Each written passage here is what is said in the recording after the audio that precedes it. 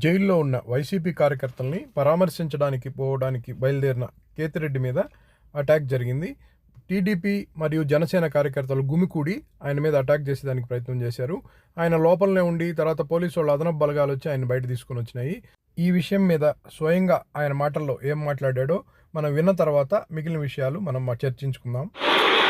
కొత్త రకమైన రాజకీయ పోకడ, రాజకీయాలు, దౌర్జన్యాలు మనం చూస్తున్నాం. ధర్మవరం నియోజకవర్గం చాలా సెన్సిటివ్ ఫ్యాక్షన్ ప్రాంతంగా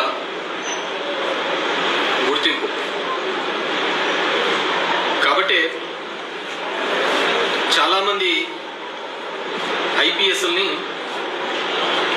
ఇక్కడ డైరెక్ట్గా పోస్టింగ్స్కి వేసేవాళ్ళు. మొదట వాళ్ళ పోస్టింగ్ ఏదైనా ఉందంటే అది ధర్మవరం.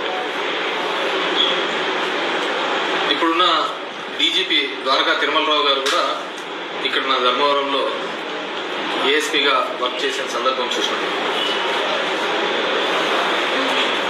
క్రమేణా 94 నుంచి కూడా ఫ్యాక్షన్ ప్రభావంతో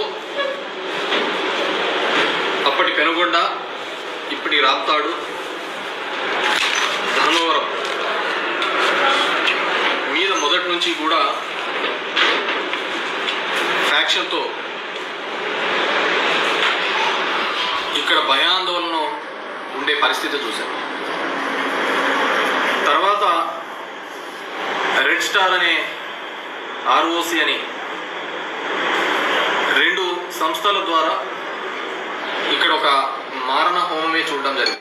కేతిరెడ్డి గారి మాటల్లో మనకు అర్థమైంది ఏంటంటే, ధర్మవరంలో ఇప్పుడు పీస్ఫుల్గా ఉంది. 18 సంవత్సరాలు కష్టపడి ఫ్యాక్షనిజాన్ని తగ్గించడానికి ప్రయత్నం చేశాము. ఇప్పుడు టీడీపీ, జనసేన వాళ్ళు దాన్ని రెచ్చగొట్టేదానికి ప్రయత్నం చేస్తూ పోలీసు వారు కానీ వాళ్ళకి కానీ సహకరించినారంటే ఈ భూతం పైకి లేస్తుంది. ఈ ఫ్యాక్షనిజం మళ్ళీ లేచిందంటే అనేక మంది చావులకు కారణం అవుద్ది. అందువల్ల దయచేసి ఈ ఫ్యాక్షనిజం మళ్ళీ మొదలవకుండా అందరూ ప్రయత్నం చేయాలి.